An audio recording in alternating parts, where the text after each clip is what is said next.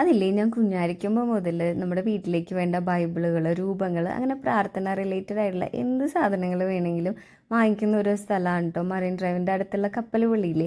അതിൻ്റെ അടുത്ത് ഇങ്ങനത്തെ കുറേ ഷോപ്പുകളുണ്ട്. ഇങ്ങനത്തെ എന്ത് ഐറ്റം വേണമെങ്കിലും ഇവിടെ കിട്ടുമേ. അപ്പോൾ നമ്മുടെ ഫ്ലാറ്റിൻ്റെ പണി ഏതാണ്ടൊക്കെ കഴിയാറായിട്ടുണ്ട്. അപ്പോൾ അതിൻ്റെ വെഞ്ചിരിപ്പിന് വേണ്ടിയിട്ടുള്ള കുറച്ച് ഐറ്റംസ് മേടിക്കാൻ വേണ്ടിയിട്ട് വന്നതാണ്. അപ്പോൾ എന്താണേലും വെഞ്ചിരിപ്പൊക്കെ നടത്തില്ല, അതിൻ്റെ കൂട്ടത്തിൽ പാലും കൂടി ഒന്ന് കാച്ചേക്കാന്ന് വിചാരിച്ചിട്ട് അടുത്ത് തന്നെ ഇങ്ങനെ അലുമിനിയം പാത്രങ്ങളും സ്റ്റീൽ പാത്രങ്ങളൊക്കെ വിൽക്കുന്ന ഒരു ഷോപ്പ് ഉണ്ടായിരുന്നു.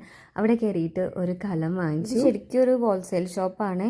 സ്റ്റീലിലും അലൂമിനിയത്തിലൊക്കെ ആയിട്ട് വെറൈറ്റി കുറേ ഐറ്റംസ് ഉണ്ട് ഇവിടെ. പിന്നെ ഞങ്ങൾ കുറേ ഷോപ്പിലൊക്കെ കയറി അതും ഇതൊക്കെ കുറേ നോക്കിയേ, കുറച്ച് സാധനങ്ങളൊക്കെ വാങ്ങിക്കുകയും ചെയ്തു. എൻ്റെ കൂടെ ഷോപ്പിങ്ങിന് ക്ഷമയോടെ വരാൻ പറ്റിയ ഒരേ ഒരാൾ മമ്മി മാത്രമേ ഉണ്ടോ ഞാൻ കണ്ടിട്ടുള്ളൂ.